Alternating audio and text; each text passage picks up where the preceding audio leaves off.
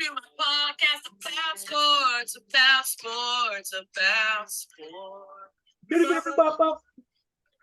Howdy, Ags from the Tailgate, home of Aggie football. This is the coach, delivery man. What's up, Corey? Hey, buddy. How's things over in BCS, my friend? Cold. It's like 102 or 3 or something like that. It's pretty chilly. Well, I will tell you this. I looked at the weather the other day, and supposedly this coming week, it's supposed to get down into the 80s, highs in the 80s. Get out of here. Yeah, lows down into the 60s. Wait, is that in your area or is that down where I'm at? Both. When I saw it, it was here in South Lake, but I imagine, you're not that far. I imagine you'll get a little bit of that love too. I hope so. Today's episode brought to you by Frida Homes, building Aggie dreams, custom home builder with over 15 years of experience in the Brazos Valley. If you're looking for someone that cares about you and the details you care about, contact Frida Homes. Visit them on Instagram at frida.homes or give Justin a call at 979-450-4466. When you call, just remember, everyone loves their Frida Homes. Yeah, Frida Homes. All right. Email us at agstailgate@gmail.com if you got some questions, you got some show topics, you got comments, whatever it is. Come see us on YouTube. Subscribe. Make some comments there. We'll get you on the show. Speaking of some comments, we know one of our regular commenters is a Miami guy, my boy New King God, right? And right. So you know that this week, coming with Miami this Saturday, he's going to be in the comment section.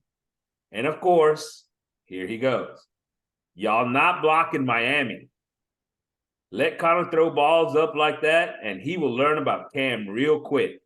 All right, so he doesn't believe our offensive line is going to be able to block that defensive line, and he thinks that Connor, like last week, because he was kind of tossing some of those up there and floating them up. He says if he does that, there's gonna be some repercussions. Any thoughts on that, Corey? No, not at all. I think our offensive line is better than last year. I think their offensive line might be better than last year, but I think their offensive line is going to have a hard time against our O-line. Can't wait. Yeah. Pete O'Neill says, love Connor, but have issues with the arm strength. Underthrows too much. So he underthrew some guys a couple of times last week. There were some throws that were sort of floaters. But, some of that is the fact that the defense that New Mexico was playing, right? They had everybody down in tight. So he knew there wasn't going to be, anybody coming out of nowhere to go get those balls. He could sort of leave some air under it where his receivers could make a play, right? Right, absolutely. No, I thought Connor was fine. He gave our receivers a chance to make a play on the ball. That's what we need. He is right about one thing. I expect Miami to play a little bit more zone and some two deep and different things. He does that against a deep safety, and that will bring some trouble. Right. Tyler Eubanks says, love the pod. Nothing like real talk.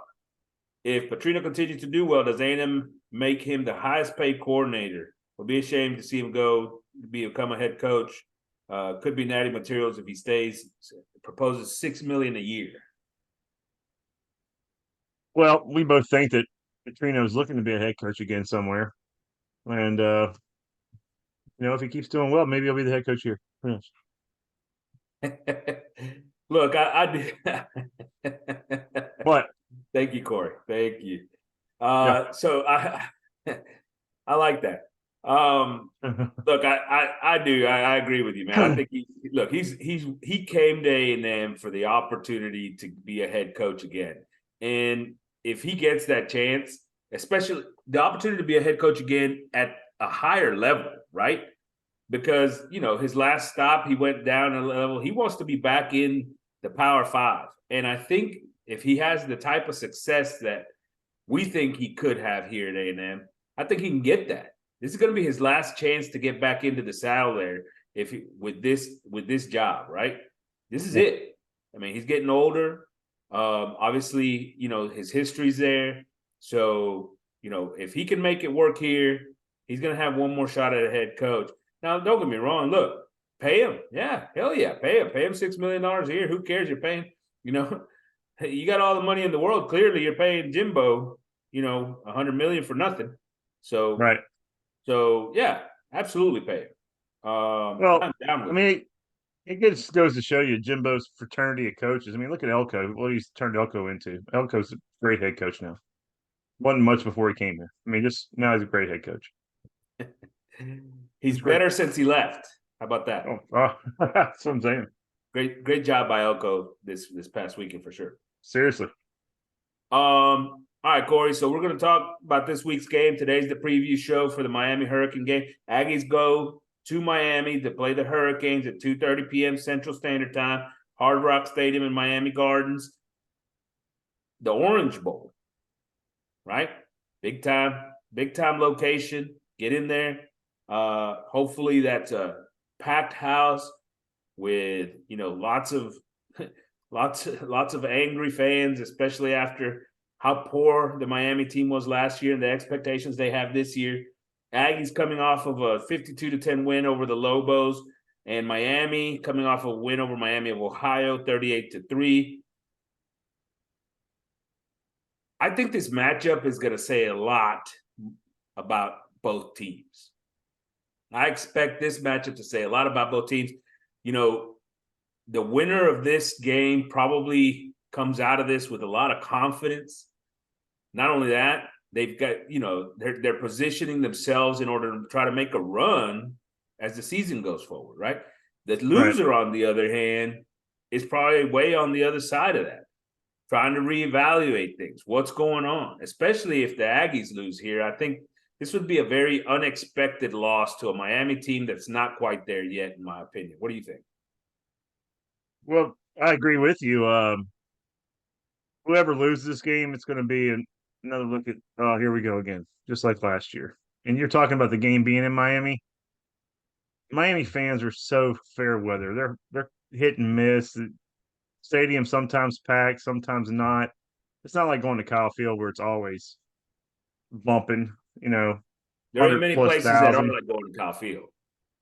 Well, I'm just saying, I mean, Miami fans are just awful. Let's just make them, they could be a fan. They'd rather sit at home and watch the game. They probably can't afford to go out there. Everything's so damn expensive out in Miami. Oh, they're But probably sitting on the beach just hanging out without it watching the game. So there you go. But yeah, whoever loses this game is the coach is probably getting fired.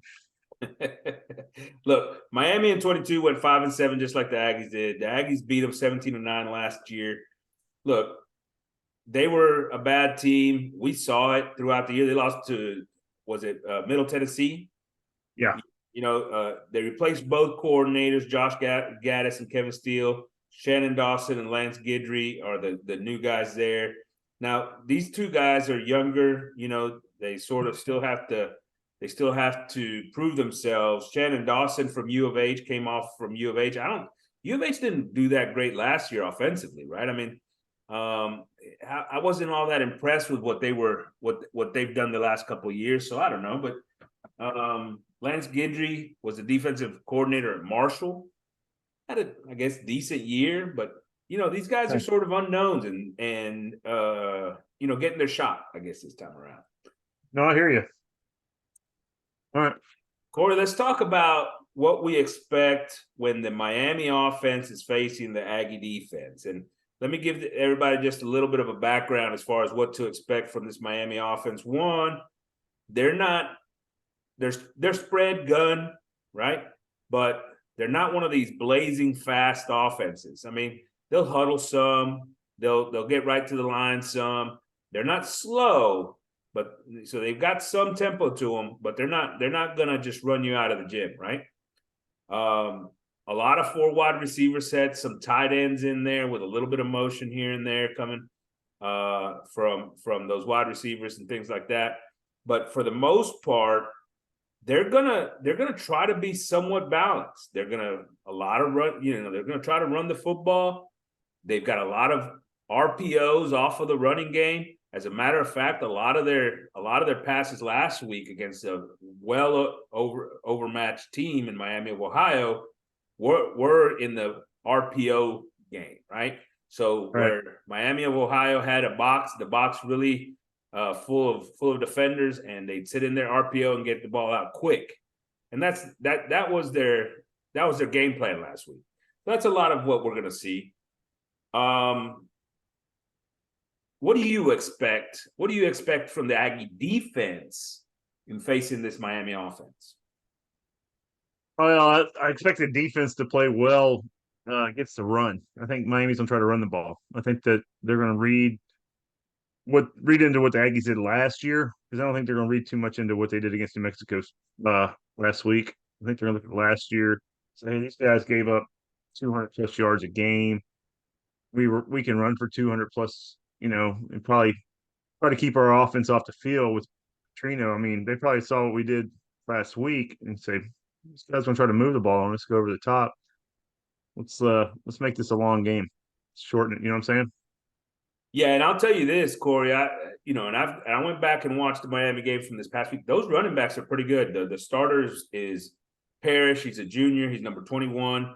That dude can play a little bit, man. He's a good ball player. But they rotate 4 different guys out in that rotation, and all of those guys had some good success last week against, once again, a very overmatched Miami, Ohio. Miami, Ohio didn't have, especially up front, they just didn't have the talent to match up with what Miami was putting out there on the field as far as that offensive line.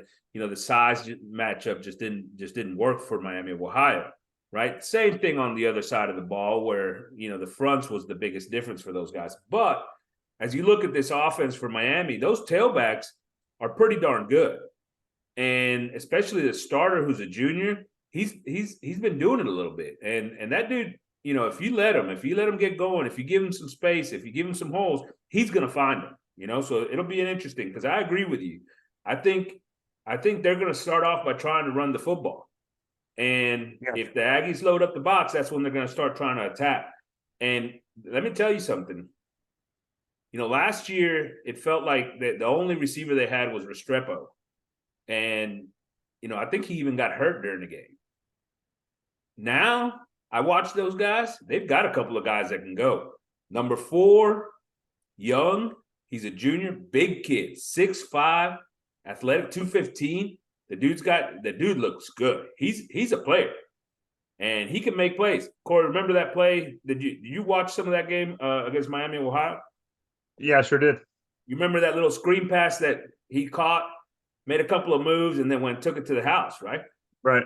Was that the beginning of the game? Yeah, it was early. Yeah. Dude, I'm telling you, that dude can play. He can play. He's a hell of a ball player. And then the other 2 guys are sort of smaller, quicker. Restrepo and George, those 2 guys are more the small, quick type of receiver. So they've got a variance in the type of guy that they like to give the ball to. George, they like to give it to him on the quick screens and stuff. Restrepo, a lot of stuff underneath. But those players they're not the Aggie receiving group, but that's a good group of receivers. Gotcha. I guess as I look at this,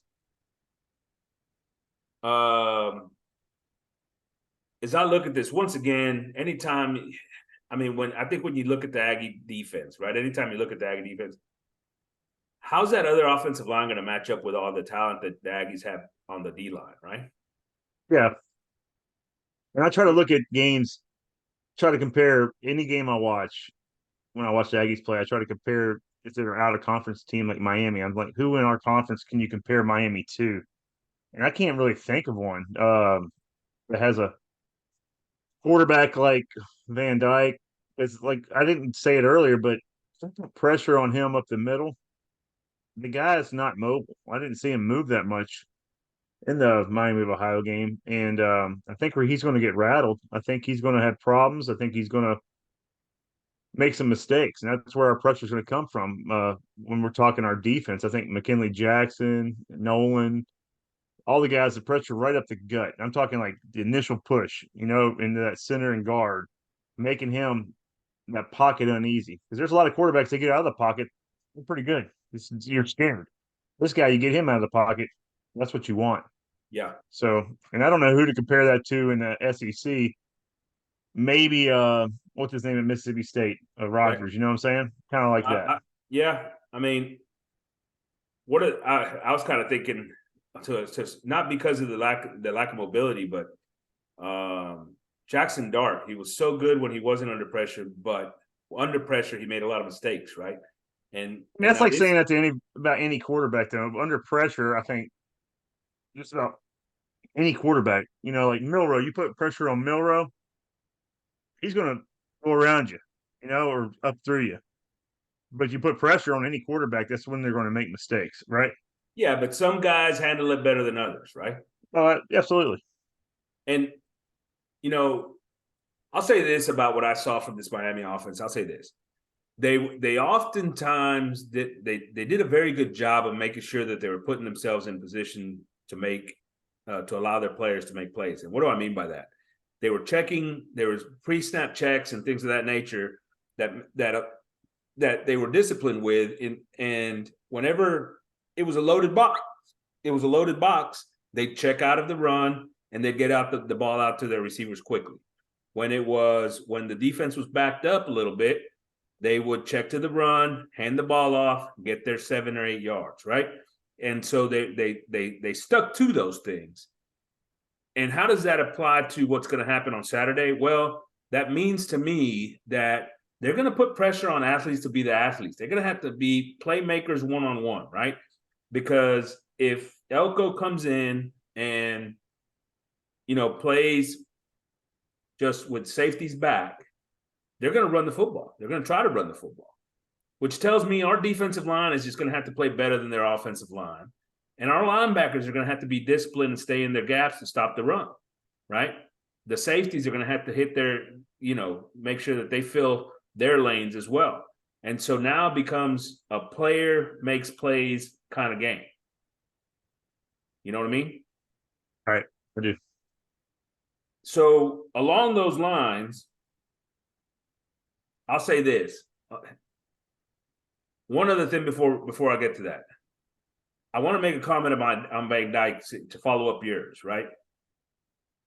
Well, going back and watching him 2 years ago, everybody he finished the season strong and everything else, and everybody had him as a first round pick darling going into last year, right?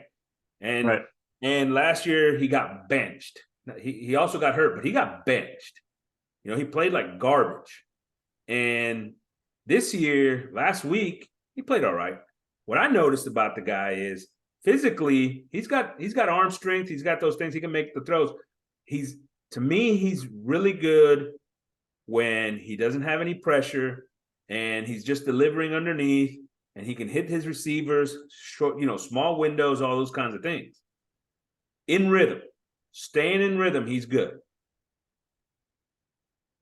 Out of rhythm, forget it. He's not even an average quarterback out of rhythm. To me, once you get him out of the rhythm, you've got a good chance to try to get something good happen for the defense. And he didn't do a great job of even throwing the deep ball the other day. I mean, he only threw for 201 yards, but he, one touchdown, one interception. The deep ball, he was off on his deep ball. And so, for him, it's all about timing, short, quick, in rhythm plays. Let the run game do its job and get the ball out quick. You know what I mean? Right. No, I do know what you mean. I don't even remember him taking that many shots downfield in that game against Miami of Ohio, but he might have. I'm not sure. He didn't take a ton of them. You're right. He didn't take a ton of them. The ones he did, though, he didn't really hit. All right, so let's go here. What is the best matchup for A&M in this Miami offense versus the Aggie defense? What's the best matchup for the Aggies?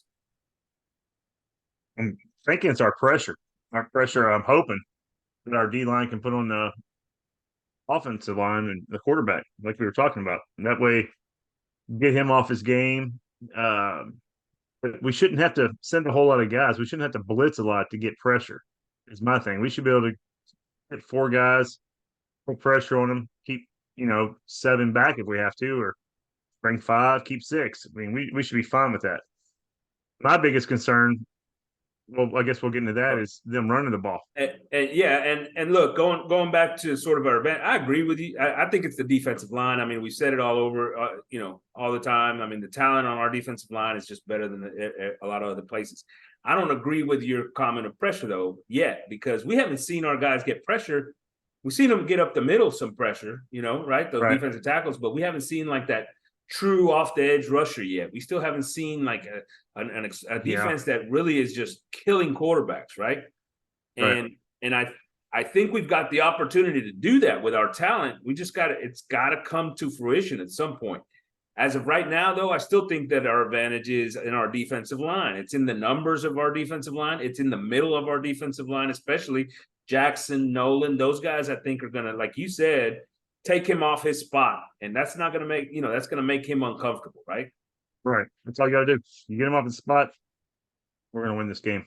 Most importantly, though, that group is going to have to do a great job against the run, because ultimately, if they're able to move the ball on the ground, that's going to be a problem.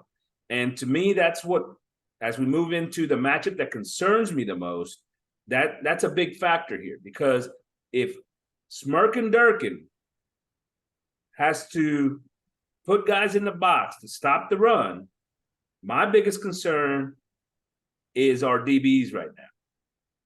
Specifically, the corners in coverage, specifically Damani Richardson in coverage.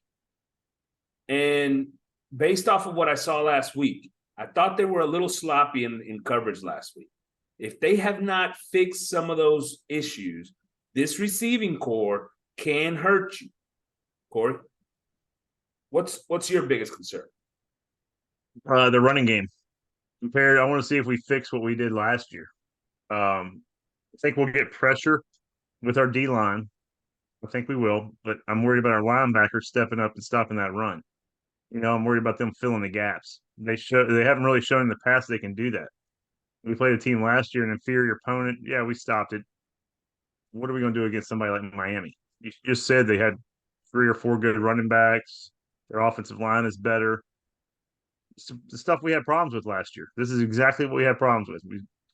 App State, they did the blueprint, said, hey, this is what you do against the Aggies. You run the ball.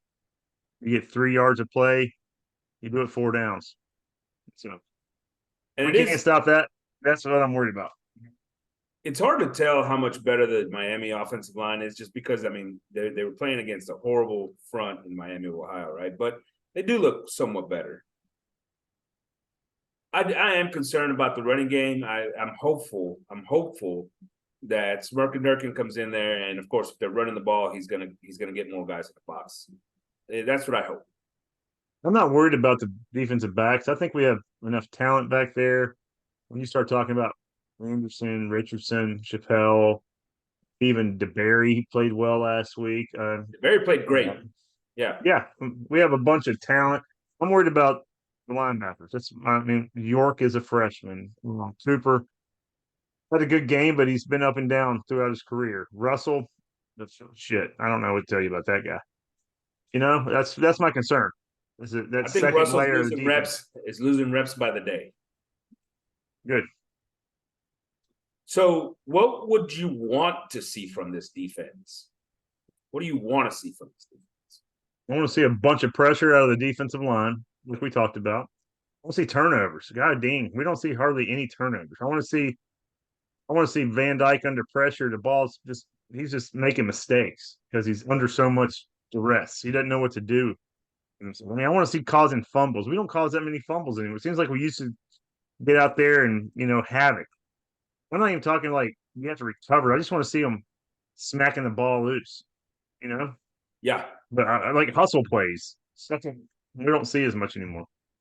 You know what I want to see? I want to see a defense that's more aggressive. I want to say the heck with it, man. Don't give them cushions on the outside. Man them up, bring some pressure, get after them. Don't be afraid to blitz. Don't be afraid to bring some extra guys. Force the issues, right? Force the issue with the quarterback. Make him make a decision to throw the ball up for grabs, man. I want to see these guys be ultra aggressive and just come after their butts. Not only that, I want to see a lot of reps where we've got Nolan and Jackson in the middle of that defense just causing havoc. I want to see those two guys lined up together a lot this week. And I like that. And I think if they do, that's going to create a lot of problems for that Miami offense. I really do. Yeah, like that. So that's what we want to see. What do you expect to see? Is there any difference from what you expect to see? Nah, I mean, what I expect to see is Miami trying to run the ball a lot. That's trying to stop it. And I'm afraid the game. I mean, I have a vision in my head of how it's going to go. I mean, I would see in an ideal world Miami scoring maybe 10 points this game. Reality, I think Miami will get maybe 14 to 17. The reason I say that, I think it's going to be them just controlling the ball, trying to control the ball, and taking the ball out of Van Dyke's hands, Miami themselves, and just running the ball. And plays where you and I would be like, they ran the ball right there. They really just do that. So that's what I plan on seeing. Yeah, I also from our defense, I expect it. Like I said, I want to see them aggressive. I expect Yeah, them to be a lot more bend but don't break. You know what yeah, I mean? I see that too. Yeah, And I don't like that, but Durkin's sort of been avoid the big play kind of guy, right? right. So let's transition over to the other side of the ball. Miami's defense versus the Aggie offense. Just generally, Miami plays basically a 4-2-5 base, a lot like what the Aggies do, and a lot of people all over the country, right? Some twists and stunts up front. They tend to be aggressive on early downs, bring a lot of folks in the box, maybe some blitzes and some different things, playing man behind it. And then as the downs become more pass downs, they will be less aggressive, and they're going to drop more into coverage and play a zone and try to take things away from you in that way. All in all, as you look at their players, I mean, they've got some good defensive linemen. None of them are just, I mean, they're pretty good up front in the inside interior, and they switch them out based on situations and different things. In the secondary, I think their safeties are probably better than their corners. Linebackers they've got one guy that's pretty good and fast to the ball and downhill. The other guy's a little bit more like Russell type of guy, just not quite as aggressive and those kinds of things. So that's sort of the defense that you're going to look at. But when you look at the Aggie offense, and especially thinking about it against what I just said about this defense, what should this Aggie offense be doing? What do you expect to see Saturday? I think we have to play to our strengths like we did last week. I think throwing the ball downfield, getting the ball to our receivers in space, letting them make plays. Haven't had I mean, we're getting more and more trust in our offensive line, but you probably want to keep a running back in and a tight end in for a little bit just to give those receivers time to get open. That's what I expect to see. Yeah, and Connor did a great job last week of making sure that we were in good plays, right? And what do I mean by that? Once again, Right. New Mexico loaded up the box, and when they did, he said, "The heck with it, we're going to throw it." I think this week we're in the same boat, right? It's going to be a situation where he gets up to the line, he sees two safeties deep, go ahead and run the football.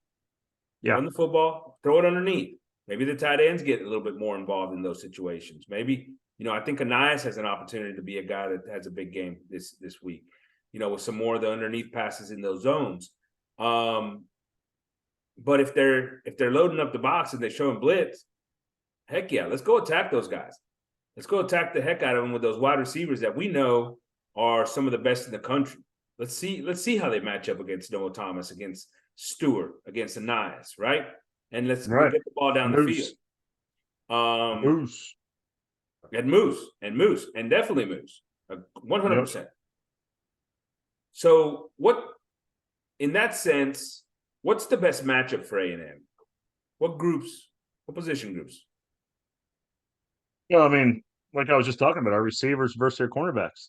That might be every week. That's what I'm saying. I mean, and like I said, I like to compare defenses to SEC defenses if we're playing out of conference like this. And I don't want to give Miami too much credit, but I mean, they're for an ACC school, they have a decent defense, but they're not an LSU. They don't have a, you know what I'm saying? They're not an LSU, a Georgia, Alabama. Miami defense right now is probably on par with the Texas Longhorns defense, who aren't SEC yet, but they're, I need to say this softly, probably overrated. Does that make sense? Yeah, it does make sense. But I agree. I agree with you. You know, best matchup. The wide receivers are probably our best matchup every week. I mean, they're just so talented, so good, so deep. Yeah. And watching the DBs on the other side. I mean, this wide receiving crew is going to get some opportunities to have some success. You know, the question that I have is, how much does Miami sell out to stop everything else? Or maybe, let me turn that around. My biggest concern here is, can the Aggie running game get going, right? Against the front in Miami, that's not bad. Now, here's my thing, Corey. And you know, this past week, it was throw the ball deep, throw the ball deep, throw the ball deep because of the defense that we were facing. This week, if Miami backs off, and now our offensive line played really well against New Mexico and lesser athletes, they picked up stunts and different things. Miami's going to show you some different stunts and different things. But now you're facing D1 players, Right. top end D1 players. Can the offensive line still hold up the way they did last week against better players on the other side? Because if Miami backs the safeties off and has two safeties deep to prevent the long passing game that we had last week, can our running game come through? And that to me is the biggest matchup, the concern. Thinking our leading rushers will be Connor this week, to be honest with you. I think that he's going to see those safeties back up. He's still going to want to pass the ball, and he's going to look at the underneath and maybe look deep. If he gives it to him, I like to see Connor take off with it. Does that make sense? I want to see him take advantage. I want to see his wheels. I want to see how Connor, I know he's athletic, but I want to see it. I didn't see a lot of it last week, but I want to see some of it this week. I want to see him tuck and go. Stuff that Van Dyke won't do, something Miami's defense can't prepare for because they don't have a quarterback that does it in practice. That makes sense? Yeah, it does, and I do think that we'll get some Connor on the loose in certain passing situations, and he'll make some plays. I think it's Antonio Daniels, right? I think it's Antonio Daniels. I think he has to. He's the guy that right now is the most ready, prepared back. The guy that's shown the most to me, and I think you got to let him. You got to let him play a little bit. I think you got to let him play. And the tight end is going to get involved. Max Wright's going to have to get involved because if they're going to run the football, he's going to be part of that, right? So all that group with the offensive line, this is a game where you'll see how far they have come from last year to this year. You know, especially in a situation like I said where Miami's got their safeties deep. And they're telling you, we're not going to let you beat us like that you beat New Mexico last week. We're going to make you beat us with your running game. Prove it. Prove that your offensive line is that much better. And to me, that's where it's at. And if the offensive line does their job, I expect Antonio Daniels to have a pretty big game, and hopefully go from there. So That'd be great. So if you had it your way, what would you want to see from this offense? Oh, if I had it my way, what I want to see, I want to see what we saw last week. I want to see, getting behind the defense, throwing the ball deep. I enjoy that. Offensive line blocking well, giving Connor time. That's what I'd like to see. And I expect them to throw the ball, but I don't know if we're going to have the same kind of success we had last week. I mean, I predict that Connor will probably have his first interception of the season. Oh, wow. Well, I'll say this. That's his first interception as an Aggie, by the way. It's going to happen. It will at some point. Now, here's what I will say. Miami stays true to what they were doing, and there's going to be less over the top, more underneath passing for this Aggies, which means to me that, you might see a little bit more of a nice, maybe a little bit more Moose underneath, catch the balls. But to me, if I were the one that, if this was up to me, I know we can throw it and catch it. If it was up to me, I want to see a running game that's going to be a good complement to that extraordinary passing game. How much of a factor is the weather? Is the weather going to be a factor this weekend? Is it supposed to rain or not? Is it not going to rain? No rain, 88 degrees. All right. So I like it. To me, that's what I want to, because I don't know that answer yet. I think I'm pretty sure that we're going to be able to throw the ball around a little bit. Right. I don't know that we're going to be able to run it yet. I want to see that. I want to see it from our offense. I want to see it from our offensive line. And so that's what I'd want to see.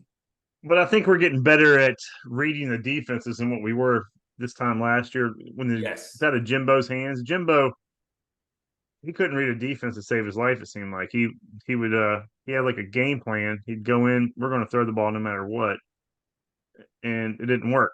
Or we're going to run the ball 10 times in a row just to do it. That's a great point, and I think that's the key, right? Because it seemed like they were taking that into account last week, and it's the checks, right? And if absolutely, the defense is playing the run, well, let's throw it. If the defense is playing the pass, well, let's run it. Makes a lot of sense, right? It's not really all that complicated.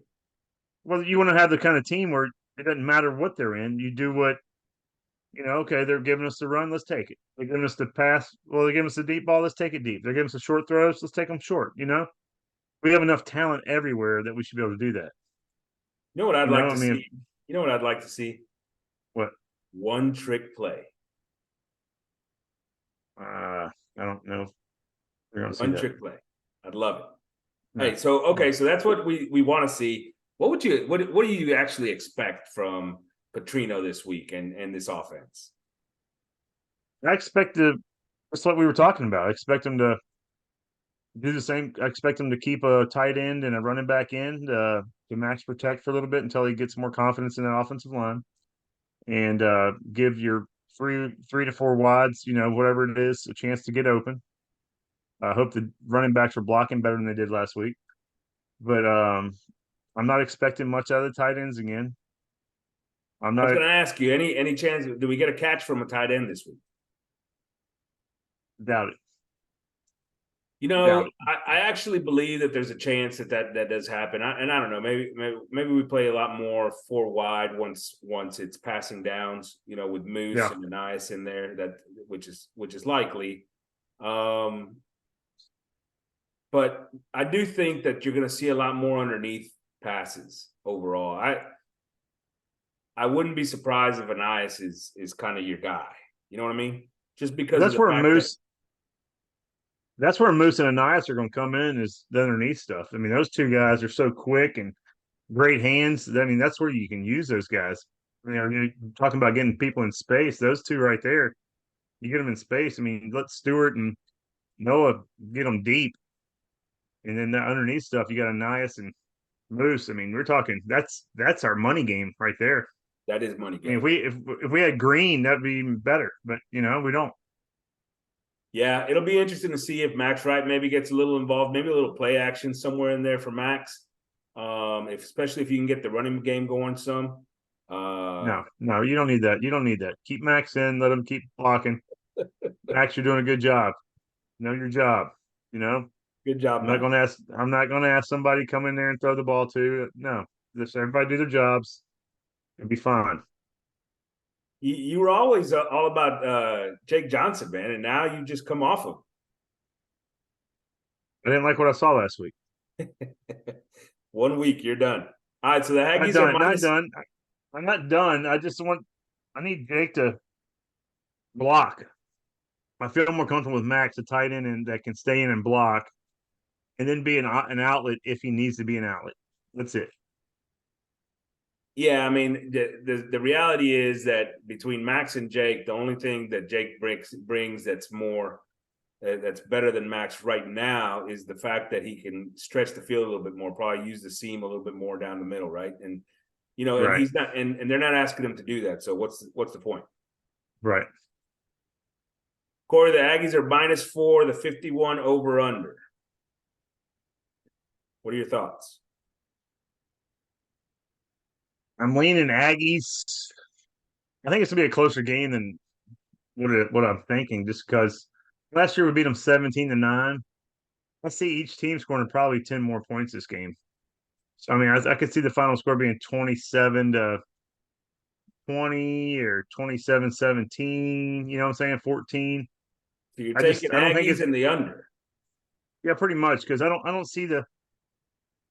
I think last week I don't want to overreact to last week. I'm excited about it. I think we might get some big plays downfield, but I think we're going to have more 3-and-outs or maybe one first down and an out. And that clock running, I think, is going to be a big factor this week. I think you're going to see Miami try to possess the ball, keep the Aggies off the field. That could And be a big factor. If they can hold the ball, that could change everything, right? right. And so, I mean, I think the score's going to be, I'll go ahead and say 27-17. So we cover in the under. I'm going to go 35-17. Yeah. So cover and over. How about that? Well, you're always going the overs. Always. I wasn't on the overs last year with the Aggies. I'll tell you that. No, shouldn't have been. Who's your defensive player of the game, buddy? Defensive player of the game. Let's go with we're gonna go with somebody up the middle. Up the middle. It's gonna be McKinley, Nolan, one of those two. It's gonna be one of those big guys up the middle because we're gonna get pressure. They might not get the numbers that you want to see, but they're gonna be creating so much havoc. I mean, you're gonna see guys like Chappelle, DeBerry, Richardson. Richardson might be the player of the game on TV because he might get a couple turnovers because of the pressure Jackson and Nolan are getting on Van Dyke. Along those lines, and I love the pick of Jackson or Nolan. I agree with you. I think one of those guys is probably going to be the most important player on this defense this weekend, or maybe the combination of the both of them. But I'm going to go with a guy, Anderson, this week as player of the game. And the reason I'm going to do that is I think that some of that pressure up front is going to give him an opportunity to make some plays on some balls in the air. That's what I was saying about Richardson. Yeah. And so I'll go Anderson. Yeah, I like it. Offensive player of the game. Man, I'm gonna take a wild card here. I'm gonna go with Moose. I think that Ooh, I think those love it. I think they saw what we did last week, burning people deep with Noah and Stewart. Moose kind of quiet, and Nias kind of quiet. It's gonna be a Moose and Nias kind of game with underneath routes. They might hit them, and all they need is just a little bit of breathing room, man. Those guys can go the distance. Yeah, I mean, I think you've sort of heard it from me throughout the pod today.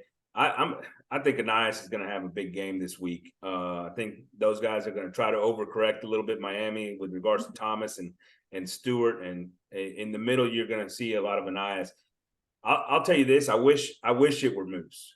I wish it were Moose, and the reason I say that is that it just feels like they're pushing them a step back, right? He's such a rhythm player, man. When he gets in a rhythm of a game, you saw it last year and the year before that. He gets into a game, you get him the ball early and often, totally different player. If he doesn't get the ball, he's like, I don't want to say he's like a pouty kid, but he's kind of like, all receivers, right? I mean, it's just the way it is. Yeah. But and you're right. So I do think if you can get him into the action early, man, I think you're going to get a very productive and dedicated Moose into this. And to that same extent, if you can get him going early in the season, game 2, you're probably going to reap the benefits of this throughout the season, right? Right. So I agree. I hope you're right. How about the defensive freshman performer of the game? I mean, there's only 2 players to pick from, I think, and that's York and what's his name? Thomas. Yeah. So I mean, if I think they're going to run the ball a lot, I think I like what York did last week, and Jimbo gave him some praise in his press conference, saying he's like the coach on the field, and he keeps it up. I like what they're doing. I'll go with York. Yeah, I think that's an easy answer. I think it's York, and that's probably going to be the case all year. The dude has been playing, so far so good, and now he's going to step up, a little bit step up in competition. he's going to have to be good, right? I mean, he's going to have to come downhill and fill his lanes for this running game to stop the running game there for Miami. So I think Cooper had a great game last week. I think this week you see a lot more York and Cooper, a lot less Russell. And I think those guys follow through with a pretty good game, and York is going to be a defensive freshman performer. How about offensive? Offensive performer or freshman, you mean? Freshman? Well, I mean, there's only two to pick from also. There's only one. Owens. You don't think Owens will get the ball? I just think Owens will get the ball some. I don't think he'll get it much. He's another guy. I think all he needs is a rhythm. If we can get a rhythm with that kid and let him get going, but it's going to take a little while in the season before he gets going. And I said that earlier in podcast. I think it'll be, week 4 or 5 before Ruben Owens, the real one, feels comfortable in our system. So you got to get him reps. You got to get him reps so that he can start to get that feel, though. But exactly, he's got to get some contact. Yeah, I'd say Basantis. I mean, if he plays like he did last week, and if he's a real deal, and if we see Fathery on the bench, that's going to tell you something. That's a great point, and I do think it's Basantis. It'll be interesting to see what Fathery's role is as the weeks go by. Right, he got in the game last week, so he's somewhat healthy. We'll see how that progresses to this week. If maybe he's getting more reps, if they're switching out, if Basantis is getting less time. That's going to be a big one. But Basantis, I think, is the offensive freshman of the week, just because he's going to be on the field all the time, right? Right. Or a lot. All right, Corey. Looks like we both feel pretty damn good about these Aggies. I mean, neither one of us sort of struggled in picking the Aggies at -4. I mean, is that the curse that, we like to put on the Aggies all the time? You can hate doing that. I hate picking the Aggies because I believe in the curse. It's real. The curse is real. I will not be betting on the Aggies. How about that? Alrighty. I might. All right, let's go around college football, man. UT and Alabama, game of the week. Bama's -754 over under. What do you think? It's in Alabama. The spread's only 7.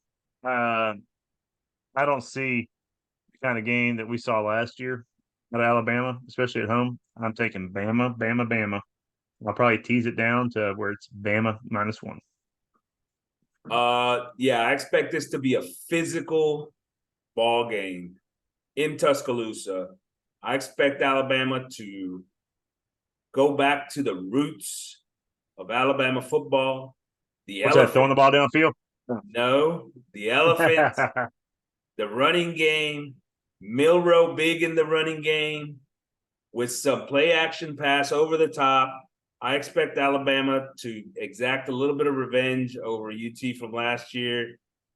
I also think that the Alabama defense with Steele as the coordinator is in a better position to play here. And ultimately, I expect Alabama to cover. Ready to. Ole Miss Tulane. Tulane's +7.5, or Ole Miss is -7.5, and the over-under 67.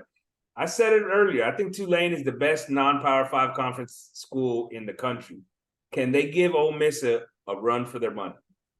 Absolutely. Because they beat a South Alabama team last week that brought back 8 on each side of the ball. And they beat them 37-17 or something. And last year they beat Kansas State, who was a pretty good Kansas State team. It wouldn't surprise me if Tulane won this game. I probably won't take a pick. If I did anything, I'd take probably the over on the line, because Ole Miss is going to come out there and try to score some points. Oh, yeah. And he's going to go for it on 4th down. Yeah, I tend to think the over. Tulane is a good team. I really believe that. They, last year they had a back that was an exceptional back. Sharp, right? I don't remember. Yeah. That dude was really good. He ended up getting drafted early. I mean, the guy could play. Right. I think overall, Ole Miss is going to cover on this one. I expect Ole Miss's offense to be too productive here. You think they're going to cover? You think they're going to win and cover? I think they're going to cover. Ooh. Ole Miss is. Okay. Ole Miss will cover. All right. Oregon and Texas Tech. Oregon's minus 6.5, over under 69. There's nothing about Texas Tech I trust right now. I mean, Wyoming's a good team. I told you that last week. But Oregon, they're pretty special. They got some firepower. Expect a high scoring game Yeah. in Lubbock. Love So, the over. Love the over. I mean, I hate the fact that the game's in Lubbock, and I don't know if the game's at night. If it's at night, then be weary because weird things happen in Lubbock at night. Yeah, it's a tough, the spread's a tough one because you're right. Tech losing to Wyoming last week, but Oregon looked great. But what happens Oregon's first game on the road, right? And so how do they react there? I do think this thing is a high scoring affair either way. I love the over here. Washington. Wisconsin's -6. Sorry, Washington State. I was gonna say if it was Washington, I like Washington a lot. Washington State, still don't know much about them. I'd probably is it at Washington State. At Washington It's at State. Washington State. So I mean, it's gonna be a close game. Probably lean Wisconsin, knowing me, because I like Mordecai, that quarterback they got from SMU. I'm all over Washington State on this. I think Washington State's going to win this game outright. Okay. Illinois, Kansas. Kansas is -3, 57.5 on the over/under. There's two contrasting styles of play right here, man. You're going to see a team like what's it called? Illinois is going to want to run the ball. Brett Bielema, and you got Kansas. They want to do everything they can get the ball down the field. The question is, who's going to win the contrast? Is it going to be Illinois in a low-scoring, pounded-out game, or is it going to be Kansas? Throwing the ball over the field. So I mean, I like the Kansas offense because I think it's fun to watch. Yeah. So that's probably where all the money's going to go. So Illinois probably win. Yeah, flip a coin, man. I don't think I'd take this one. Vandy, Wake is -10, 55.5. Dude, I love Vandy in this spot. I love them. I watched Wake last week against Elon. Wake lost that quarterback Hartman to Notre Dame, and it's not the same team. That offense does not look the same. The defense, talent-wise, Vandy might have more talent than Wake Forest. And Vandy's not talent rich by any means. So I'd take Vandy in the points all day. I 100% agree with you. How about Notre Dame, North Carolina State? Notre Dame is -7.5. Notre Dame all day. I watched Notre Dame play. I like Notre Dame a lot. I watched North Carolina State play. We're not like them much. I'm actually amazed that the spread's not bigger. Yeah, me too. Notre Dame all day. Utah at Baylor, or Utah's -8, 47 over/under. You got to have some balls to take Baylor after what they did last week. They just lost to Talking Texas balls. State. Exactly. I mean, that's enough said. Yep. Baylor all day. Utah all day. Yeah, you say Baylor again. Yeah. What about Troy K-State? K-State's -6.5. I kind of like that. One of my boys from Sanderson, the Chicken Man. He loves Kansas State in this game. He loves the over. He says, "Man, Corey's defense sucks. The over is going to hit. Take the over," is what he's saying in this game right here. I thought you were going to go with Kansas State at -16.5. That's where I'm all over it. He loves that too. His text message to me, verbatim: Troy's defense sucks, but they can score too. Kansas State should score 35 plus, so I just need 2 TDs from Troy. And he goes, I would also take Kansas State in the game. That's exactly what he said. There you go, Chicken Man. Nebraska, Colorado. Colorado getting all the hype now, Neon, and what they've done, and his son playing quarterback for throwing for 500 yards, and number 12, Hunter, catching some touchdowns and then intercepting some balls as well. Nebraska goes to Colorado. Colorado's -3. What do you think? Line makes no sense at all. The game's in Colorado. Colorado just came off a big win against a ranked TCU team. For some reason, TCU was ranked. I have no reason why. Yeah, because they lost a lot of talent last year. Why is this line only 3? They're almost begging you to take Colorado, aren't they? They're begging you. And I'm gonna bite. I'm taking Colorado. My buddy, the Chicken Man, all over Nebraska. He loves Nebraska. Crazy. Look, I like Matt Rule. I think he's a good coach. I think they're a year away. I think they're am 2 years not the away. only thing that I wonder here is that is whether Colorado's offensive line is going to be able to hold up against the Nebraska defensive front. Now, if this was the old school Nebraska defensive fronts, that'd be an easy answer. But Right. former Nebraska coach did not really recruit defensive linemen like they used to back in Nebraska, right? He wanted to spread it out and be a run and gun team. So Yeah. So I'm not sure they got that level of talent over there in Nebraska that's going to cause the problems for Colorado. And I don't think Nebraska can score with them. I would take Colorado. Love it. SMU, Oklahoma. Oklahoma's minus 15.5, 68.5 over under. What do you think? I haven't watched either team play this year. I can't really give you a what I know about Oklahoma. I like their quarterback. I like Dylan Gabriel, whatever his name is. I like that kid. I like him a lot. I don't know who SMU's quarterback is anymore. I would lean. Oh God, 68.5 is a lot.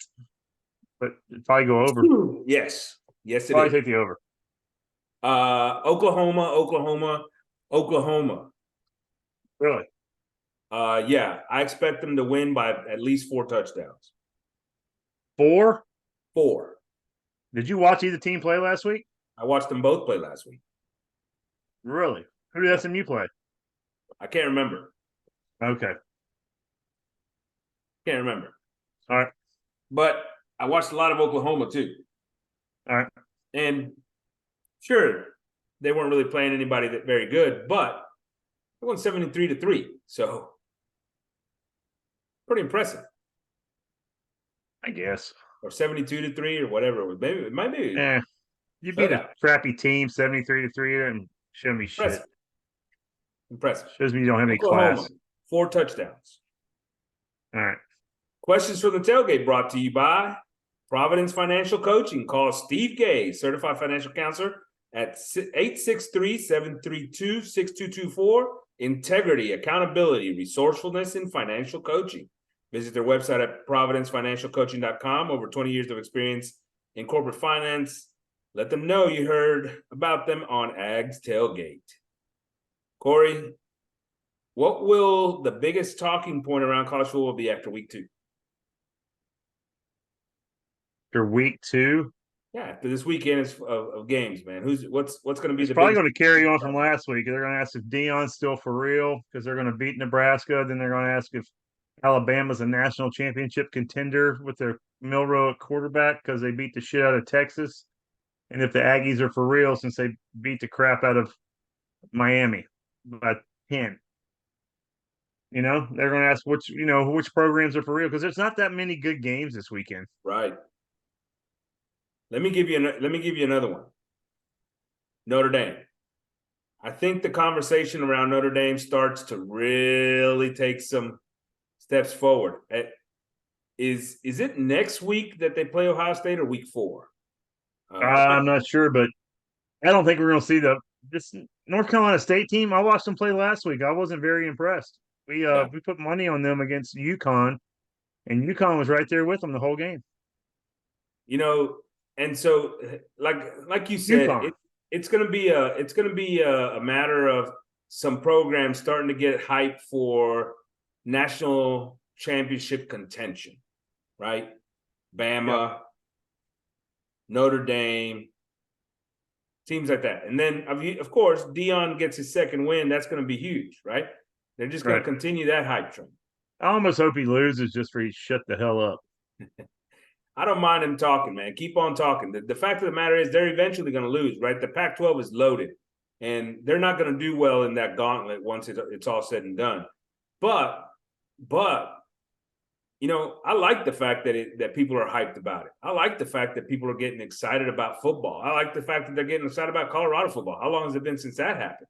You know, yeah, that's true. All those things are cool. I love it. I love it. And I do think that that's going to be just like you said, those are going to be the talking points coming out. It's man, check these programs out.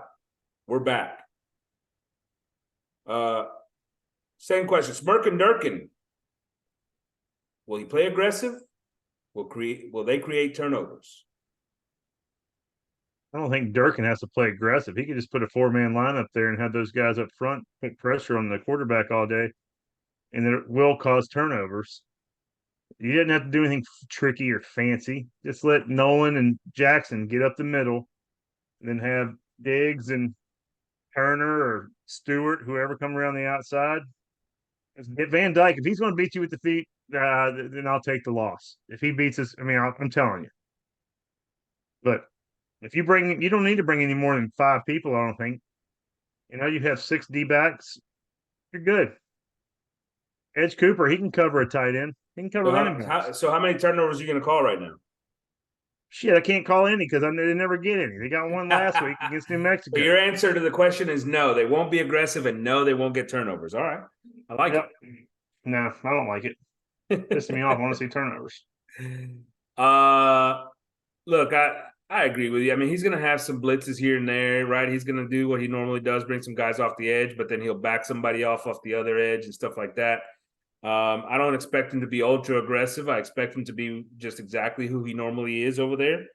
And so as a result, no more than 1 turnover. Because they just don't create them, man. They don't. Hey, so does Connor throw a pick this week or not? I said yes. What do you think? No pick for Connor. We're playing the turnover chain. You know that, right? Yep, they're going to keep the turnover chain in the box this week. All right. I don't know about that. Love it. Hey, listen, man. This this right here is an exciting game because the Aggies. I'm not going to lie to you. I think this game is going to show a lot as far as how where this Aggie football team really stands this season, right? Obviously, New Mexico. Everybody came out of that game super hyped after what we saw, and for good reason. With what Petrino brought, the whole thing was with the relationship with Jimbo and everything else. Man, you should be excited with the plays being made by those wide receivers and all that, the explosiveness of the offense, the fact that you're not busting down the play clock every freaking play. Love it. Love it, love it, love it. But the fact of the matter is, this ain't New Mexico. This is not New Mexico. So we're going to learn. We're going to learn a lot. Is this offensive line really that much better? Is this defense really going to be able to stop the run? Right. I love it. Me too. 2:30, Corey. Let's do it. 2:30 on Saturday, baby. I'll be at a kid's birthday party. Gig 'em. C Money, AP, we're out. Later.